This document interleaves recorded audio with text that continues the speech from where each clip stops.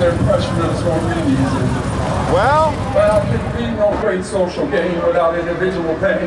Well, before the victory for brother, along with the determination and with the faith that this problem can be solved. And so today, as I look at you, I see this social revolution. And this revolution can be summed up in 3 little words. They are not big words, and one does not need an extensive vocabulary to understand them. They are the words all here now. We want all of our rights. We want them here, and we want them now. Yeah.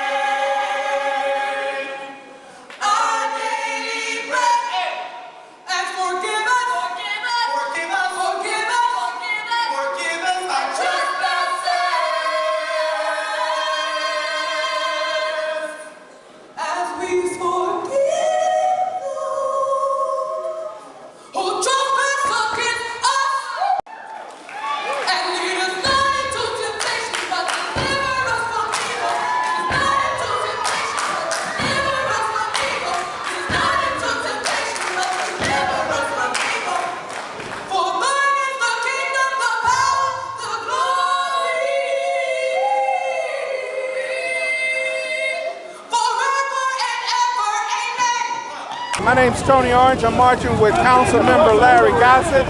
We're co-founders of the Martin Luther King Jr. Celebration Committee.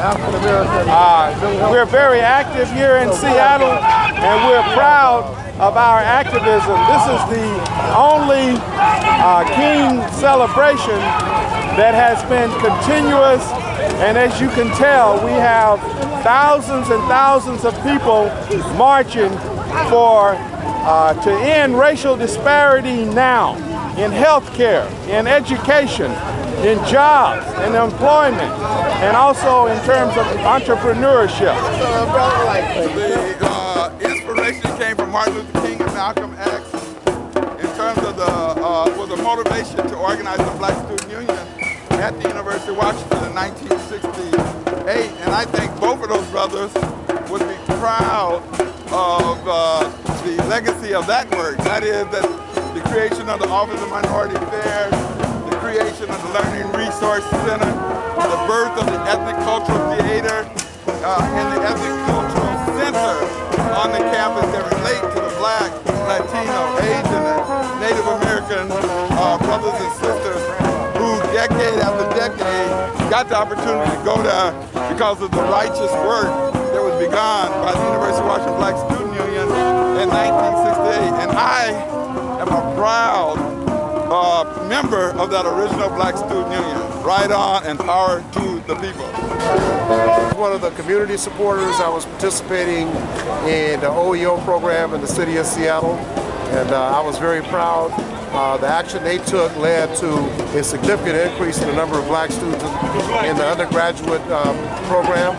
And within a very few years, in 1975, for example, there were 1,500 Black undergraduate students at the University of Washington. There were 500 in the graduate professional schools.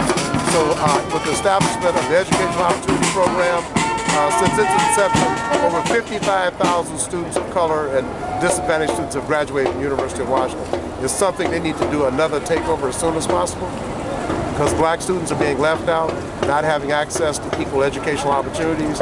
We can be on the front lines of Iraq. We need to be on the front lines at the University of Washington. Students, not necessarily as ball players. I love my Huskies. They need to do something with football. They hired Willingham, that's great. But they need to open the doors up to the everyday Black students seeking a higher education.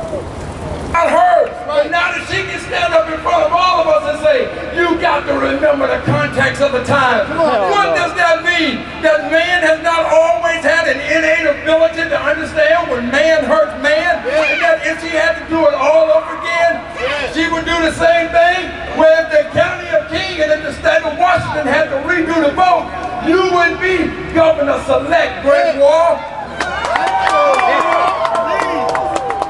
I was there. So what we need to remember is that no, this fight ain't gonna be easy. But none of us, we must all resolve into ourselves that we will never give it up. Racial disparity exists along a whole bunch of lines.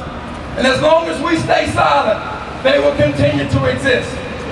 And as Dr. King said, and as I look at this rainbow of beautiful people, God is not interested merely in the freedom of black men and brown men and yellow men. God is interested in the freedom of the whole human race. God bless you all.